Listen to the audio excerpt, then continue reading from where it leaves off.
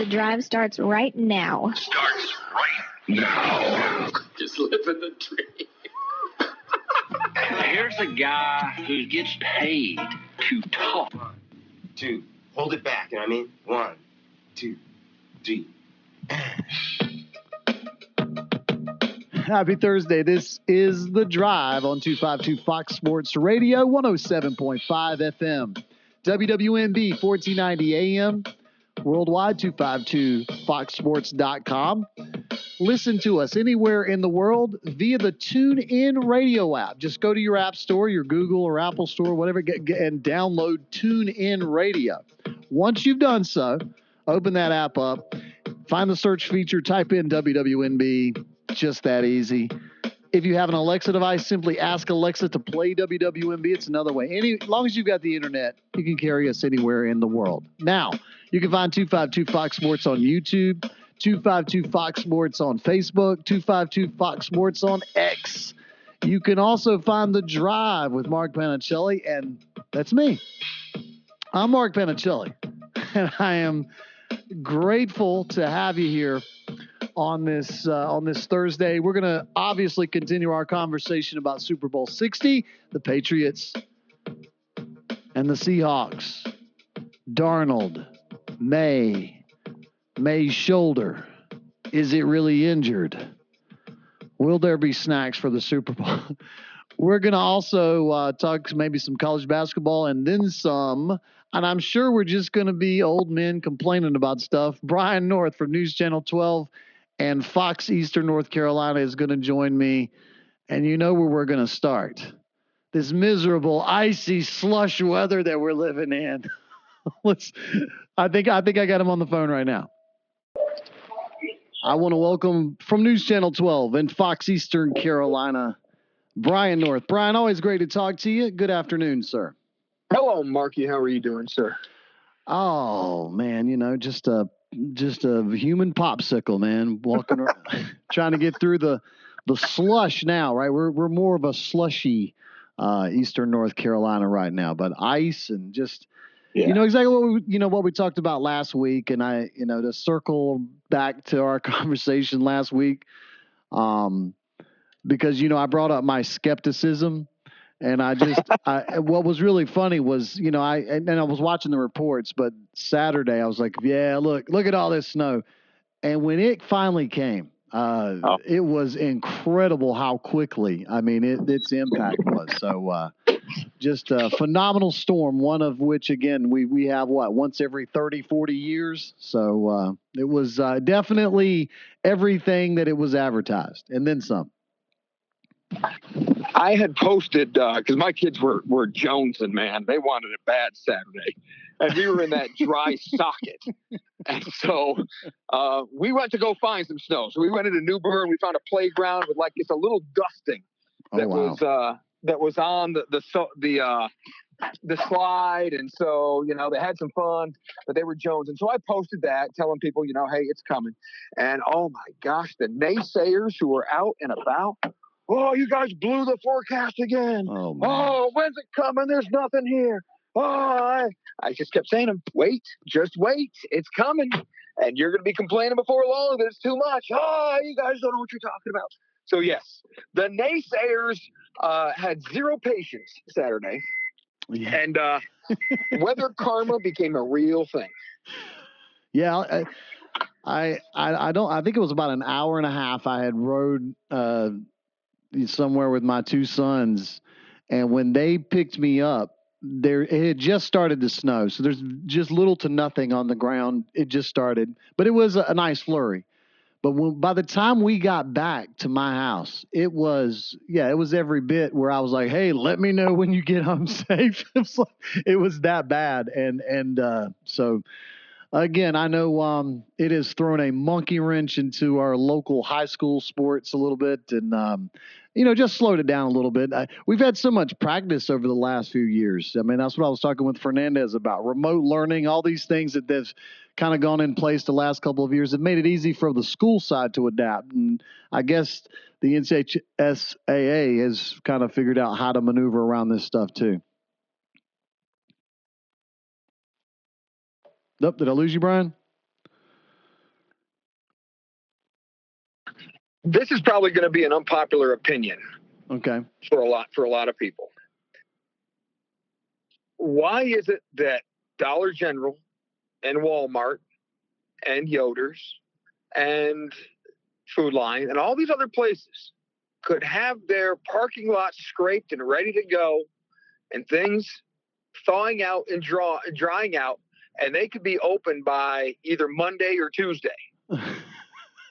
But yet our public school systems, when I drove by on Wednesday and Thursday, still hadn't touched their parking lots yet. Kids are still stuck at home. What is this? Why we are 42nd in the country in education level? Because we can't figure out a way to get kids into school when we get a little bit of snow. Now, I know there's the lawyers. I know there's the buses, secondary roads. Let me tell you something now. Those buses are tanks. And you can put some chains on them if you think it's that bad, really. But there are ways to get kids to school. And I would even compromise and say, open up the schools. And if you can make it, great. If you can't, all right, let's do the remote learning thing if you have to. But I'd put some kind of incentive on getting back into schools here. And look, the athletic part, I'm not even talking about the athletic part of it. And they could be playing by today, tomorrow. I mean, I just think there's all these excuses and reasons not to. Quit telling me why you can't. Show me how you can. And so every other private business is open. But public schools, public government offices, still closed or still remote learning at this point. And I'm not here for it. I think there's a way we can get it done. I just don't think there's the incentive to get it done. Unpopular opinion, probably. But that's how I felt. No, fire it off, man. Let's do it. Do I sound like a father who was stuck home with two crazy kids like. who should have been at school? Yes. I'm hearing a man that's watching too much Bluey or something. And I got my kids out a lot. We went sliding. We tried to do stuff, but there comes a point, man. They just, they got to hear a different voice. They got to learn from somebody better than me. Well, yeah. I mean, I know I've been there. I guess I don't have that the frustration because all of mine are already doing their thing. So, I sense exactly what you're saying. I mean, I remember being a kid, even in Eastern North Carolina, being at school when it started snowing. Yeah. And I do remember them sending us home at some point, but we went outside and played in the snow. I remember that very vividly back in my childhood.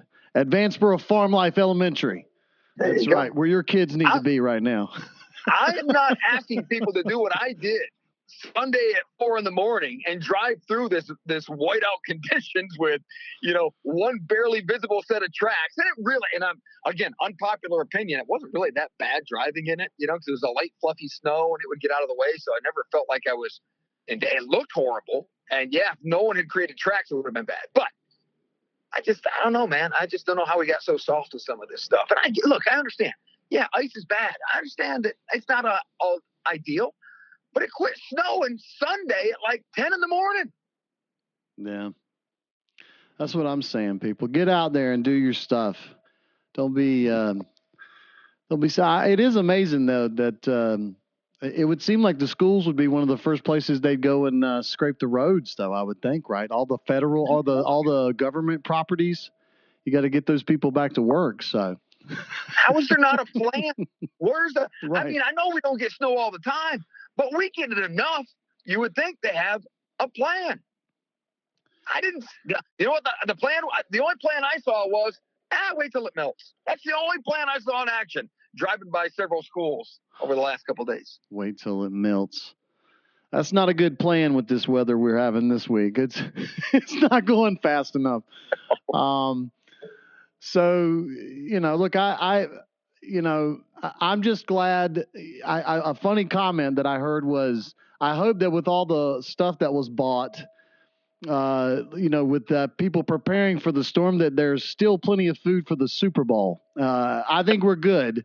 But that was a hilarious comment that I heard. And I got to tell you, I'm just glad it didn't happen over that weekend, although I think it probably would have worked out better for everybody. I would just be worried about the power going out during the Super Bowl, but it would have guaranteed everybody that Monday off they've always wanted, as we've talked about over the years. But But we missed it by one weekend. But and talking about just getting out of the whole thing at some point, like by Tuesday or Wednesday, aren't you?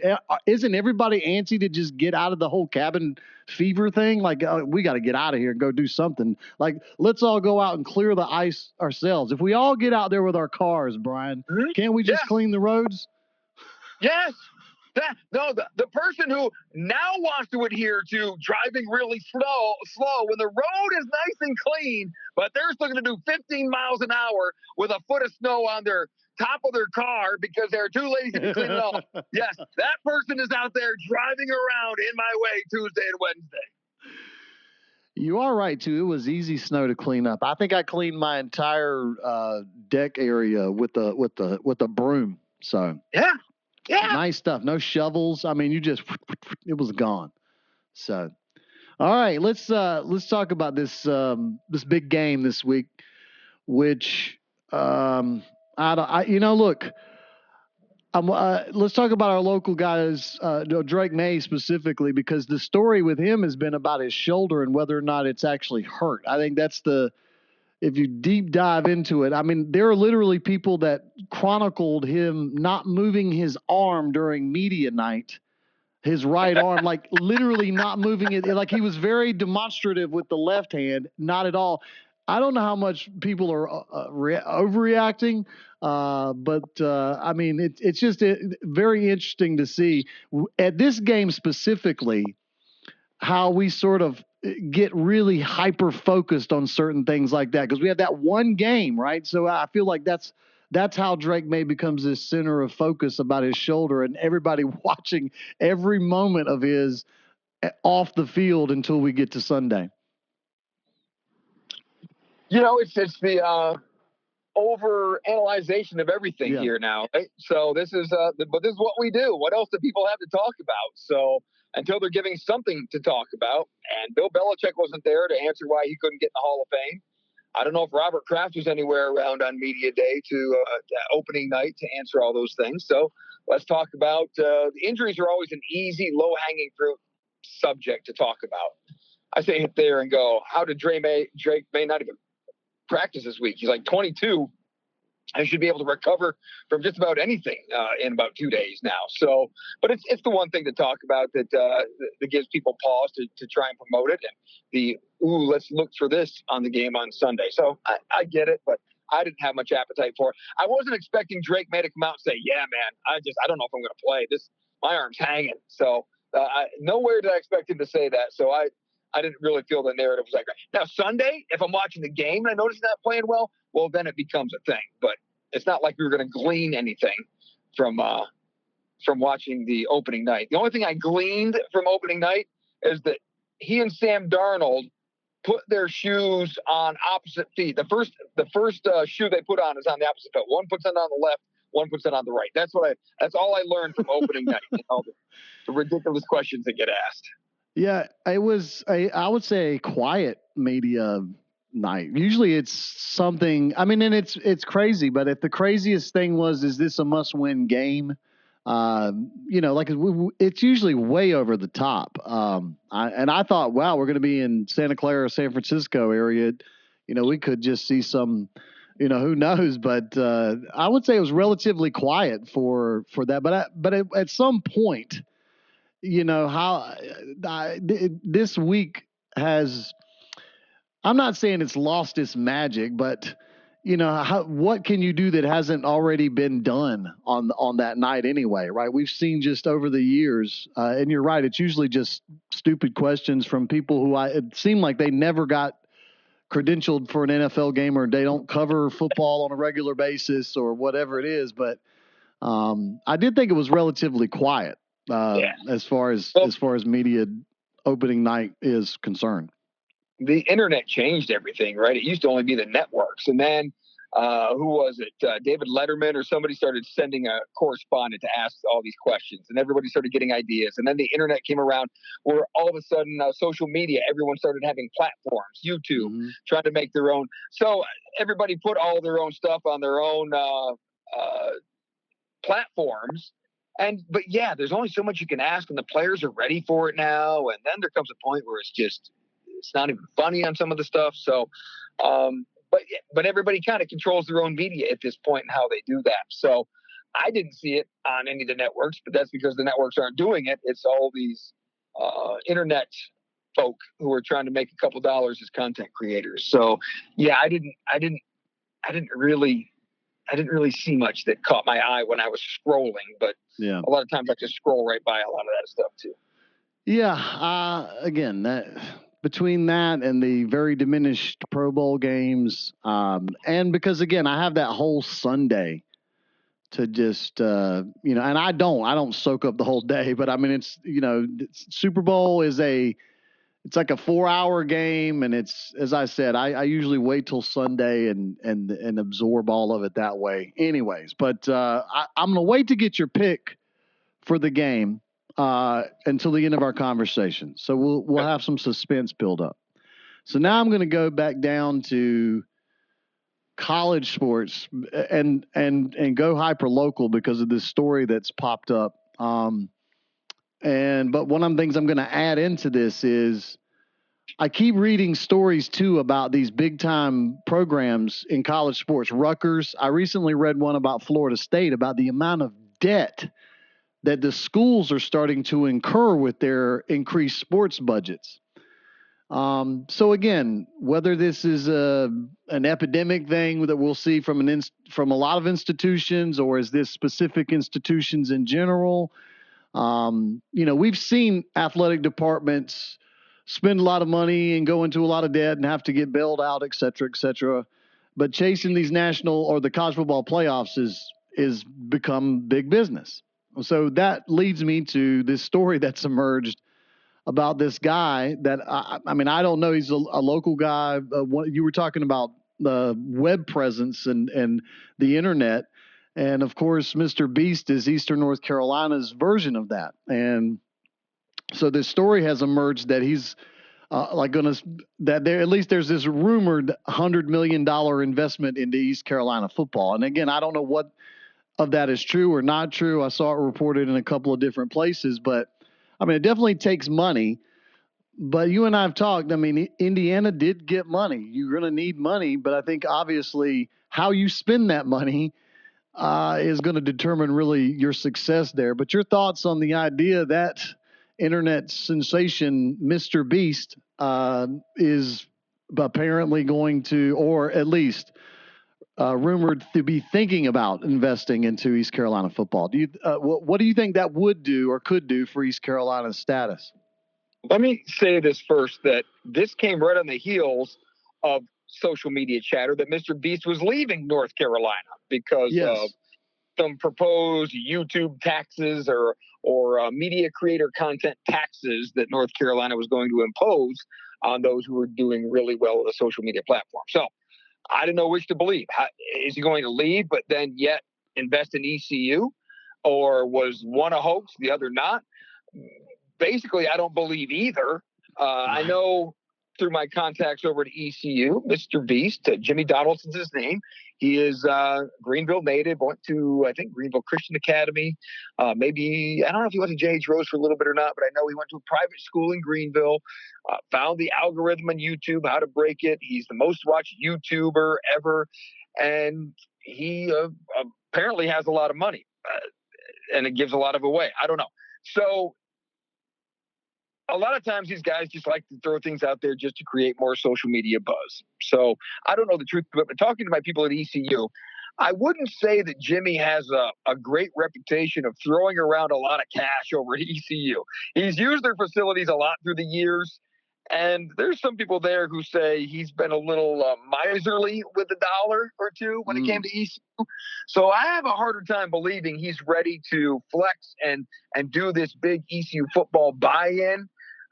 Unless he's got a big part to play in it, like he gets to choose like who he wants and gets to do his reality show or his YouTube shows with it. So I wouldn't say that's going to happen. Doesn't mean he won't donate some money, but I don't.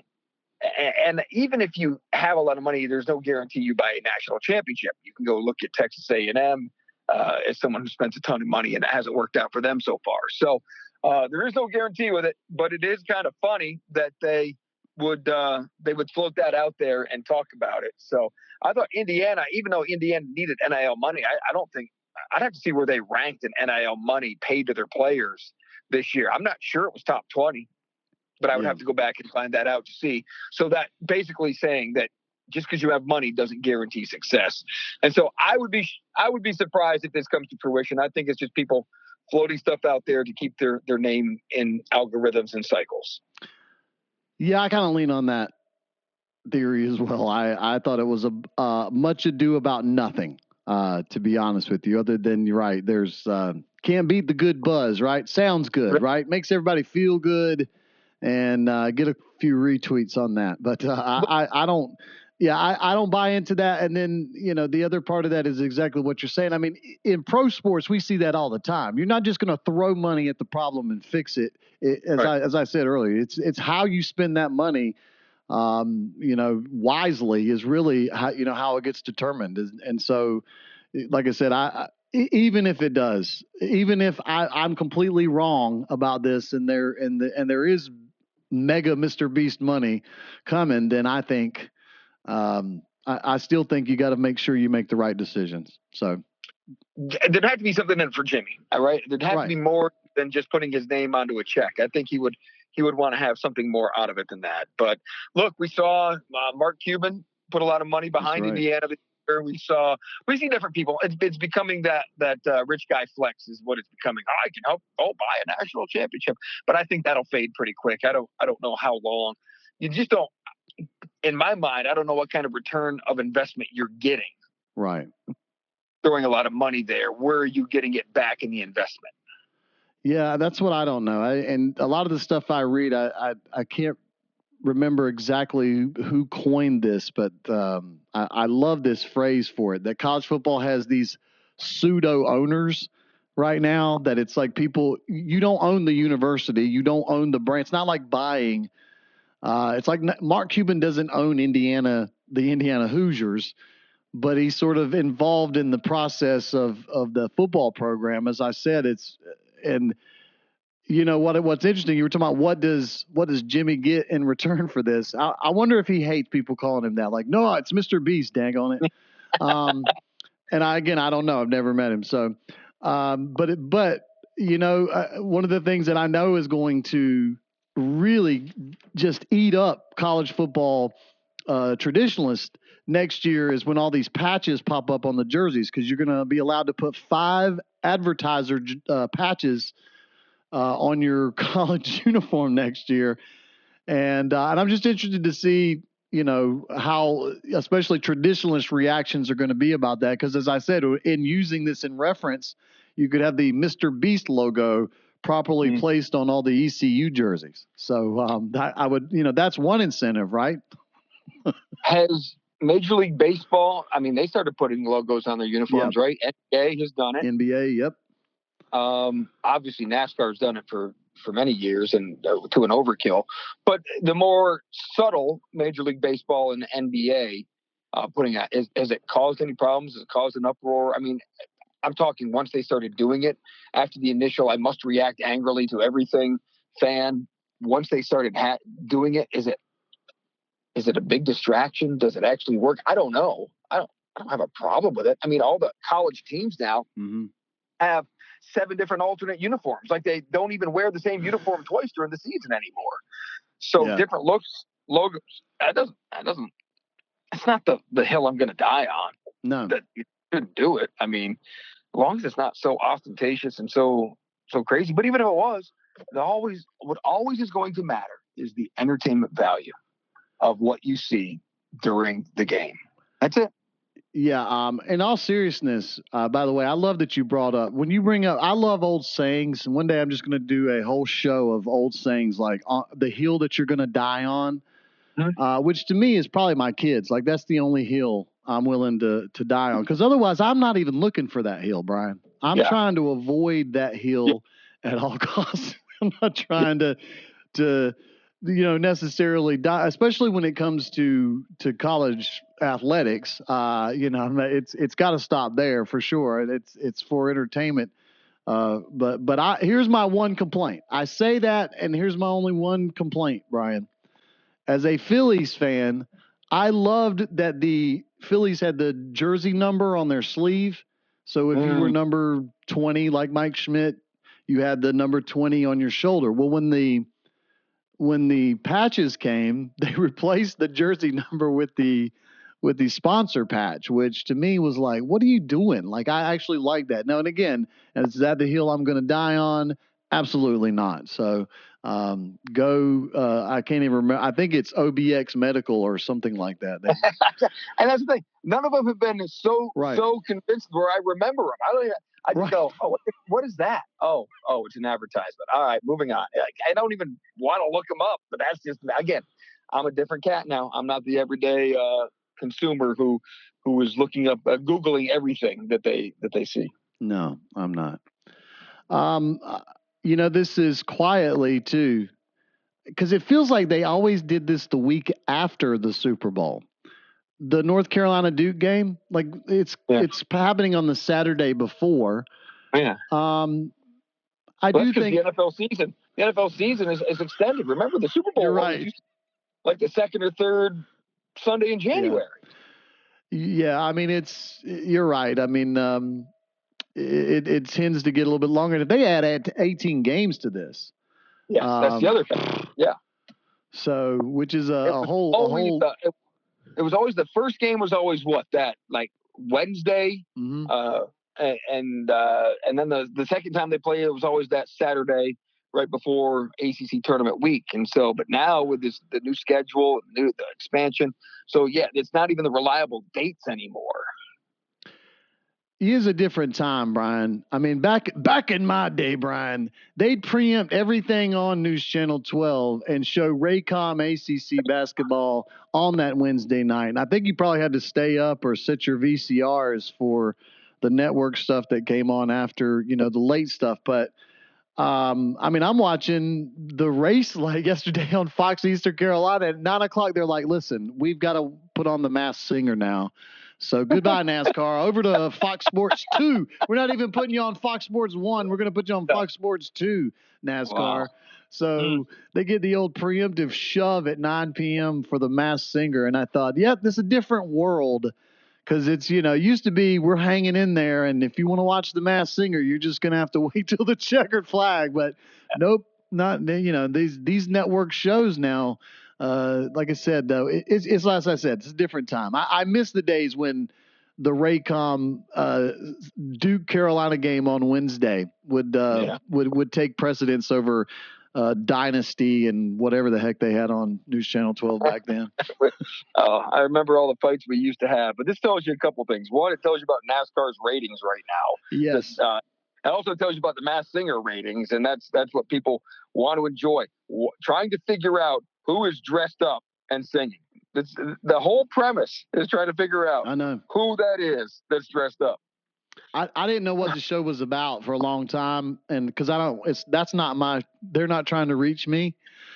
So I just recently found out what the whole show was about. I didn't know what was going on that show. I stumbled upon it one night, and Ken Young there, who's Duke grad, by the way, North Carolina guy, is one of the judges, right? The guy from the Hangover. And he was great, but there might have been a game or something on it that came on. And I'm like, what is this concept? And it was so strange and different when it first came on. But I'm horrible with music knowledge and who sings what. I just was like, why are they dressed up like that? And then I was like, how do they sing like that? And then I just watched Jenny McCarthy and Ken Young just, make jokes. And so that was kind of cool. But I literally watched one episode. And that's the only reason I knew what was happening with Masked Singer. But man, that thing took off. And still going strong. So they're riding that pony. And again, their ratings are better than NASCAR's. So that's how you saw that play out. Yeah. Gotta love that Masked Singer. So, and I'm with you. I've not watched any of that. And even more so, I'm not sure I can tell you who won the NASCAR race last night either. So I didn't follow them over to Fox Sports 2. You didn't miss anything unless you're a Ryan Priest fan. So it was a terrible race. What are they racing at Bowman? All due respect, that race might have been great, 40 years ago, but these cars and I don't know, man, it was a horrible show. A lot of sleet and and it was probably green flag for like one lap, and then everybody would spin out. I thought, this is a horrible idea. They've got to do something else. This is what I tell people. When you do something creative and fun, just do it once and move on. They did it well last year. It was a good race, good finish. Everything worked out. They should have known. Go somewhere else this year. They should be going somewhere new every year to do this, if that's what's kind of catching your fancy. Second year around, it's the same joke that you've already heard, and I don't imagine. Then the bad weather on top of that didn't help. And so, but I can't imagine that the ratings were that good for it, especially had been delayed for the third time. And then it's raining. And you're right. It's a small little track that doesn't make for good visual viewing of that type of format with stock car racing. Yeah. So I didn't get it, but I thought they should have gone somewhere else. And the North Wilkesboro thing is cool, but maybe kind of move that around in the rotation too. Maybe go back to Rockingham. There's so many tracks they could go to and kind of revive some of these things. And I thought the LA Coliseum thing was cool, but do it one time. And then, move on to the next novelty thing to keep NASCAR fans interested. Because that's the problem with NASCAR. You can get bored in a hurry. And I'm talking just race day, you can get bored in a hurry. Or doing the same things over and over again. You got to keep people entertained, and our attention spans are shorter than ever. So you've got to have something to kind of keep people interested. Yeah, it's like I was reading, I got to tell you, and for everybody who loves this, if this hurts your feeling, I'm sorry. I'm done with the Field of Dreams game in baseball. Like, we've done that already. How many times have I got to watch them walk out of the cornfield like it's the movie again? It was fun the first time or two. Yep. But now it's like, oh, are we going to really do this? Wouldn't it be better, exactly what you're saying, to take this around and do ballparks across America? It's small parks. I think that would be a better thing than every year we're going to walk through the cornfield and rewatch Field of Dreams again, which we all know. In real life, God bless his wife. I mean, this man's having a midlife crisis. He's not focused on the farm anymore. He's like, I'm going to build this baseball field. It's harassing James Earl Jones. Yeah. Anyways. Yeah. I'm done with the Field of Dreams game. Yeah. And they did it only one time. But when they were at Fayetteville, was that last year, 2 years ago? That was nice. Okay, go to different military bases. How many military bases do we have around the country? You could do that theme, but different places. Yeah. And so, I agree. They built a whole new stadium in that cornfield. They did. Like, I thought they should just go to the field itself, but they built a whole new field out there. So they're committed to doing it. Same thing with Little League now. They're committed to doing that. That one I don't mind because it's surrounded by Little League and the World Series, and that's kind of a cool concept. I don't mind revisiting that one because it's different Little League teams every year. They get to experience it, and that's kind of the root and core of the game itself. But, I get they probably just run out of ideas. And once something works, they think it's going to work every time. But the novelty of it is probably what makes it work. And that, my friends, is how Brian North explained decision-making in Hollywood. So when you're asking yourself, do we really need Hangover Part 8 with Ken Jeong, who we just said?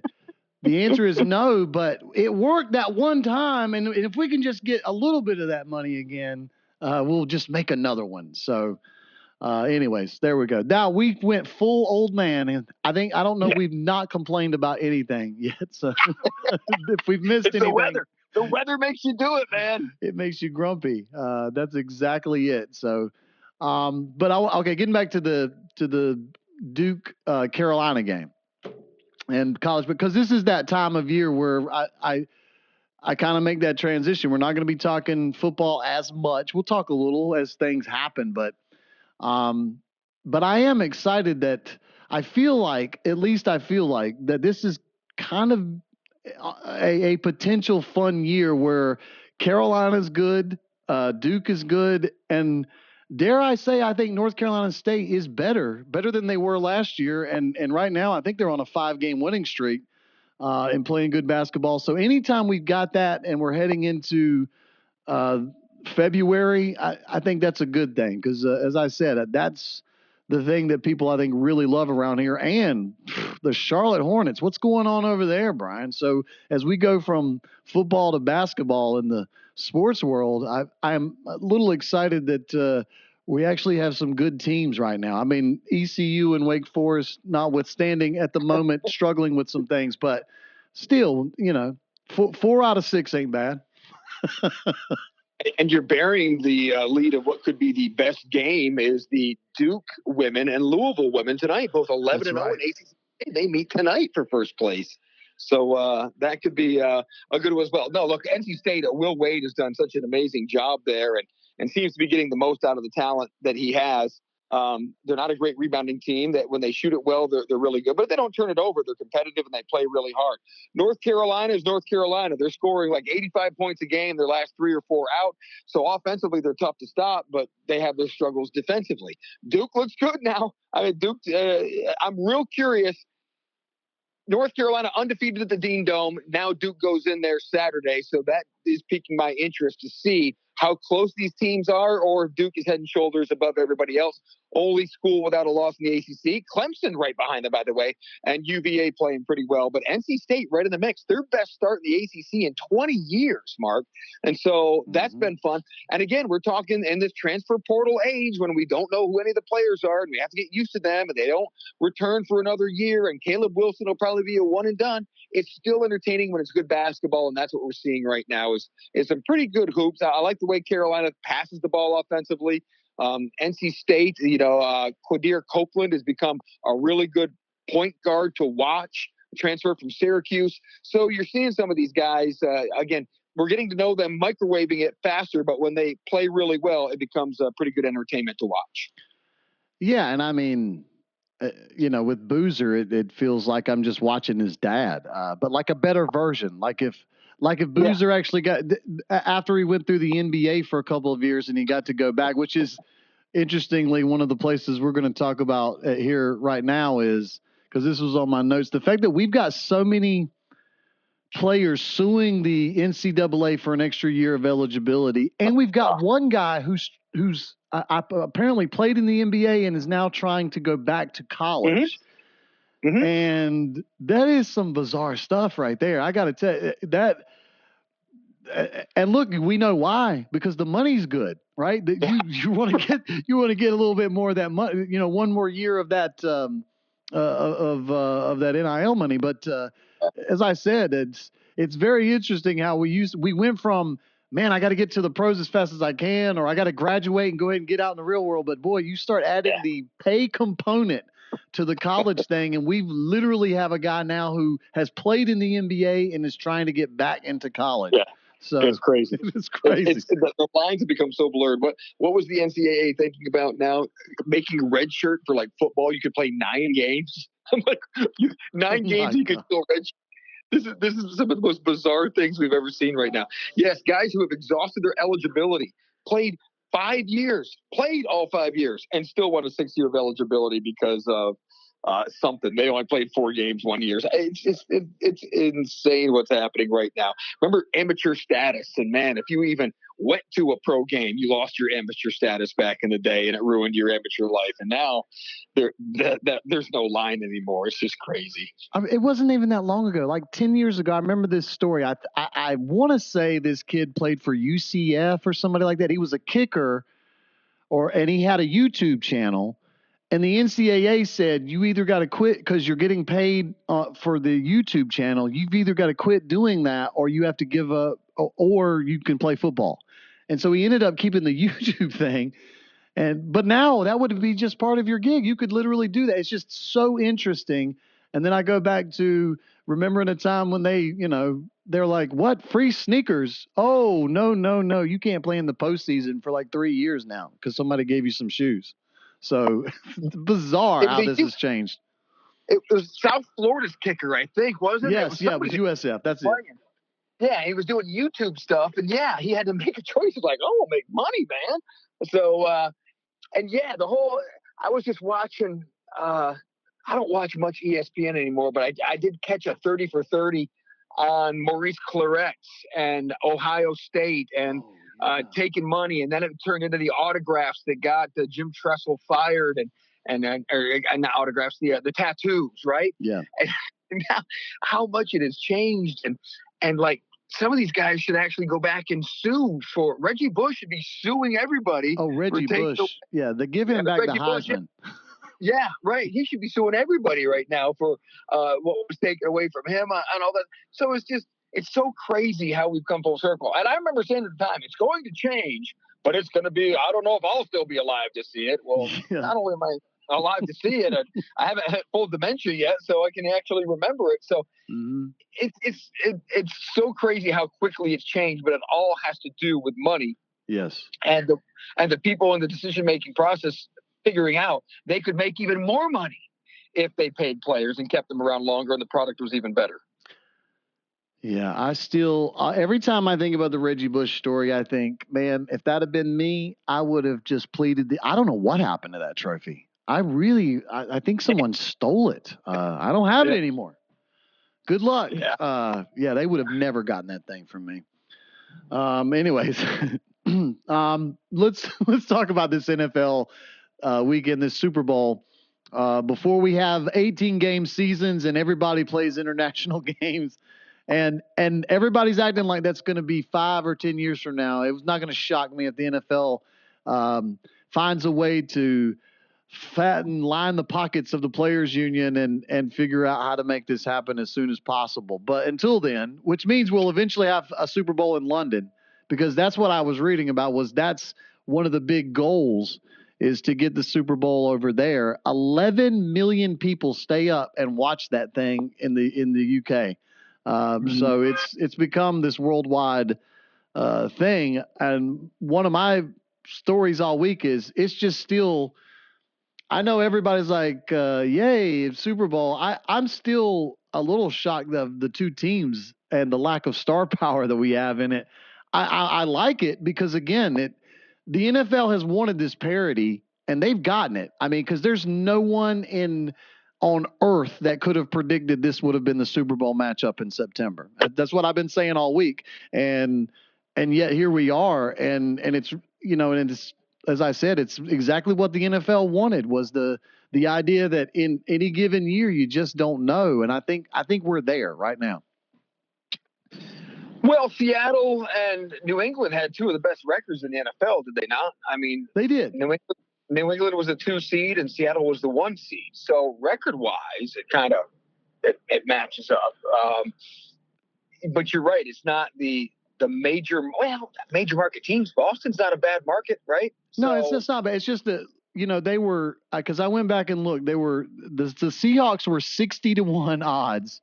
Yeah. Compared to like the Eagles and Chiefs, who were like 6-1, 8-1. Yeah. And the Patriots were 80-1 odds to make the Super Bowl. Again, this was if you had put money back in September on these teams. You can't get those odds now for sure. No.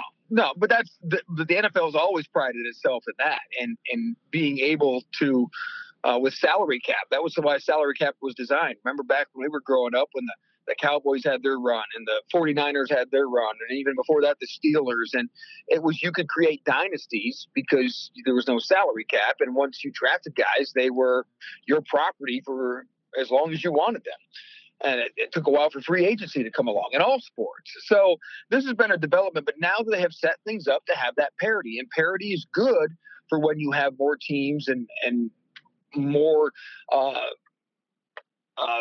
places that you're trying to sell your product to. So no, it was I think they're just fine with how the parity works out, as long as they don't keep their super teams out of it too long. I think they get a little nervous sometimes, the Cowboys having no success lately, and so they but they stay relevant. So I guess it's not that big a deal. But you have your LAs in there. The Bears are on the rise again. Again, the Patriots probably should have suffered a little bit longer, but they have such a good following in their fan base. I think they kind of like to see that happen too. So, it's parity's a good thing, and when everybody gets a little bit of taste of it, and even the Panthers, it's been 10 years, which seems like a long time ago, but they've been there. There's only been a couple of teams who hasn't made it to a Super Bowl. The Jaguars, the Texans, who are relatively new teams, and then the Browns. Which, that's one of the ones they probably need to figure out a way to write the script and get them in just to end that storyline franchise. I mean, my God, we've seen the Cubs win a World Series and the Red Sox win a World Series. It's about time the Browns finally got a shot and got in there at some point.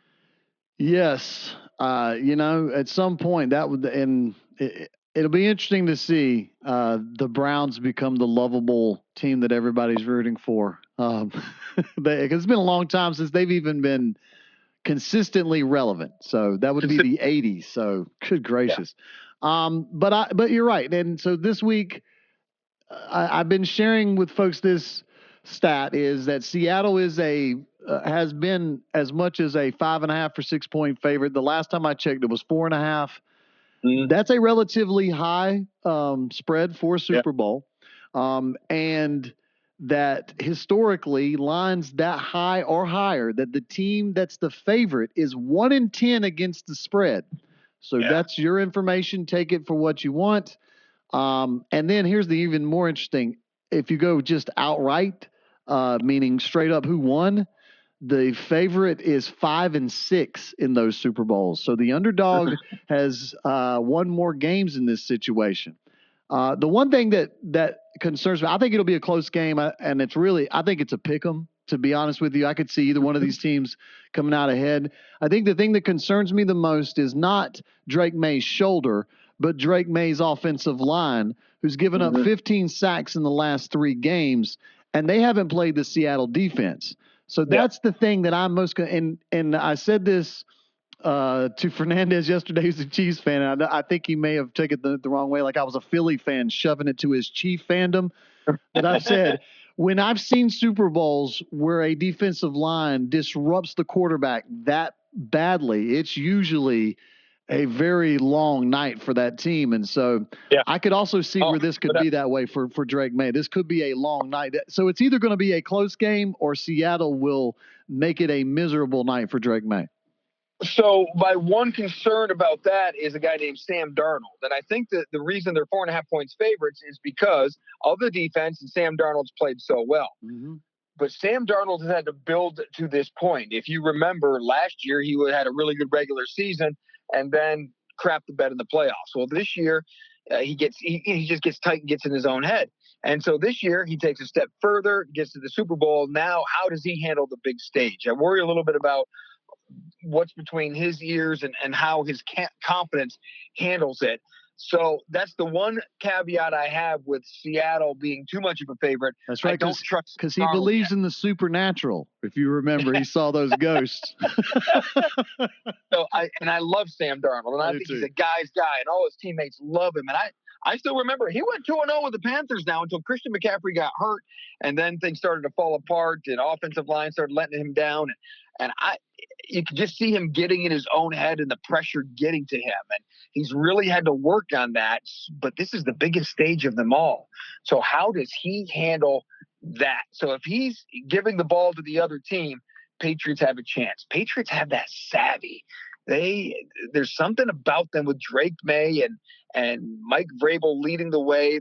There's a savviness to this team that I know that offensive line hasn't been great. But that little 22-year-old running around there can make people miss. And as long as he doesn't put the ball on the ground, which he's had some problems with, then look, I'm the same way. I think this could be a pick 'em because of and probably low scoring, and probably they'll surprise everybody and go high scoring on this. But I think everybody's predicting a low scoring game. Mm-hmm. And when you do low scoring games, anything could happen. But no, I remember 10 years ago in San Francisco, there was a high scoring offensive team that ran into a really good defense, and that didn't work out really well for that good offense. Yeah. So it sounds like you're picking the Patriots here. If I'm reading into it, I think you're feeling the Patriots mojo working here. The defense, Seattle's defense is so dang good, and that's what I keep referencing. Like the Broncos against the Panthers, and that was a miserably no offense Super Bowl, if you remember 10 years ago, Super Bowl. And we could probably see something similar like this with the defense dominating. But there's something about the Patriots that has me pausing, but I probably should not. I should probably just take the good defensive team, the great defensive team that's put up some numbers and comparisons to some of the all-time greats. And so I should probably be going with Seattle. Jaron Reed, the Goldsboro native defensive tackle who leads the way for them. But with that 4.5-point spread, I probably would at least pick the Patriots to cover, would probably be my initial thought. And this is the first time I've thought about it, Mark. So my rambling thoughts of what I would put my 10 cents on. So it'd probably be the Patriots to cover. I don't know if I'd pick them outright to win. All right, and on that note, that's I've been waiting all week. So to recap everybody's picks, so we had J.J. Smith took the Seahawks, Paul Whittington took the Seahawks, Fernandez is taking the Patriots, and it sounds like though that Brian is giving you exactly what I'm giving you, which I'm thinking. If you're playing the spread for entertainment purposes only, I'd take the Patriots, and I think they could safely cover. But I could see what I see is the Seahawks winning a close game because I'm going to pick the defense to win the game outright. I think they win it by a field goal or something like that late. So there you go. Yeah. And we get and I'm rooting for Sam Darnold. That guy's been through so much crap that people have given him. Yes. I would love to see Sam Darnold. I'm always a big redemption story type of person. So I would love to see Sam Darnold get that redemption, even though, remember, his sophomore year, he was supposed to be the number 1 pick out of the draft, a can't-miss guy. It was going to be great, but he's had to go through some adversity, and I always love people who come out the other side when it comes to adversity. So I would love to see him. I like Drake May. I don't have any problem with either one of these quarterbacks winning. No, I'm with you. And again, I'm going to be okay either way. So, but I'm again hoping for a great game and a good time. And but who knows? We'll see. Let's see what they have in store. And again, we ever talked Olympics? Isn't that coming on too this weekend? I am not an Olympics person at all.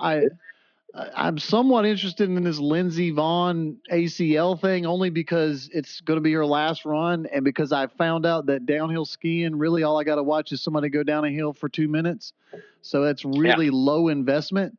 But I really, other than maybe the international hockey, Brian, and if USA Canada's playing, I'm probably geared in that. But over the years, the Olympics has not been my cup of tea, so to speak, but it could literally. In fact, I don't think NBC should be allowed to cover both in the same year. Somebody else should be able to get the Super Bowl. I didn't even know the Olympics started this weekend. I heard Lindsey Vonn crashed or something. That's the only thing I saw, and then there was questions of whether she was still going to ski in the Olympics, and she's got like $30 million in endorsements or something that was going to motivate her to ski, something like that. Again, this goes back to the days. Remember, when I loved the Olympics, it was all amateurism. They could not get paid by sponsors or any of that stuff. And it was true Spartan living and then getting ready for their one moment of fame every 4 years. And so give me the biathlon where no one knows what the heck happens except skiing and shooting. Give me, the speed skating was always pretty good. I like things with a defined finish line where there's a defined winner and loser. I'm not real big on the subjective stuff. Well, figure skating is always the most popular thing in the Olympics. I can't sit there and tell you who the winner and loser is because it's subjective and it's judges, and it's always the Russian judge that penalizes the Americans going back to the old Soviet days, right? So, and then Nancy Kerrigan and what's her name? Tanya Harding. Harding. That took it to another level. And the miracle on ice. So Winter Olympics has had its great moments, but the downhill skiing, you don't want to see anybody get hurt. But sometimes those wrecks are pretty spectacular. The agony of defeat, ski jumping, Eddie the Eagle. I'm just having all these memories flood back to me now with Winter Olympics. Yeah, I think it worked better when I was younger because we didn't have as much sports on. So when, you were mentioning Wide World of Sports, and I'll never forget that guy. I can't remember his name, but that was the agony of defeat guy who just hurled off into the trees on the ski jump. Yeah, it was great. We all remember that. We don't remember anything else about it. We remember that. We always remember the big crashes, it's why we watch some of these things. And there's always great storylines. Yeah. And the Olympic coverage is always about storylines and telling these people stories who you couldn't give two craps about the rest of the time. But all of a sudden, every 4 years, you know that track and field athlete's a super story, or you know what the biathlon is all of a sudden, but you wouldn't be caught dead cross country skiing or fast walking or doing any of these other things. But once every 4 years, it matters. So, I used to be a lot more into the Olympics, but the amateurism has been lost when they started having pro athletes play. It kind of lost me a little bit. Yeah, I to close, I did want to say, I remember when I was younger, and this had to have been elementary school, and so this would have had to have been the Winter Olympics after the Miracle on Ice. But I remember getting this newspaper, like big fold out thing where it had all of the, like, Olympic preview, and it had the silhouette for all of the events, right? And I didn't know what a biathlete was in the winter sports, but the silhouette is a guy on skis holding a shotgun, or you can see it's a gun. It's clearly a gun. And I remember being a kid going, "What sport is that? That looks amazing." So, and yes, you're right. That may be one of the things that's rarely watched, but absolutely amazing. Like I said, every 4 years watching the biathlon, or as I was actually, and I have to be totally honest, at least the 5 minutes I spent this morning watching people doing curling, which I still can't believe that's a sport where you brush the ice and you try to make the block. But there's so much strategy to that. Yes. And again, there's a defined winner or loser. Give me that. Give me the downhill skiing. The mogul stuff, wait a minute, he didn't go down faster than the other, but because he did a triple pirouette judge stuff, yeah, you get. I don't get all that. I mean, I'm sure there's a spot for it, but when the X Games crossed over into the Winter Olympics, the snowboarding, again, faster down the hill, shred whatever you want, but whoever's fastest wins. To me, I don't get all the artistic value that goes along with it. I mean, there's a whole nother genre for that. To me, and figure skating fits into that, but figure skating's been around since the beginning of time, so I can handle that. And there's usually, again, some drama that goes along with it. But sometimes they've introduced way too many sports in these things, trying to milk the cow way too much for your coverage. I think sometimes we need to simplify and go back to less sports and just really focus in on the good traditional ones that you have. All right. And my last thing is, and I encourage you and everybody else out there to spoil the news, because I can't stand the idea that you're trying to package this sports and make me watch it when you want me to watch it. And instead, people will report that so-and-so's already happened, because, again, I'm into what's happening right now. Don't give me something that happened 2 days ago when I tune into your Olympic coverage. That's lame. I was that jerk on the news that would always get results, man. I love doing it. And then to get them, the housewives, be, why did you do that? I go, well, because it's already in the news. It's already happened. What we do. I'm not here to try to delay your entertainment of what is relevant information.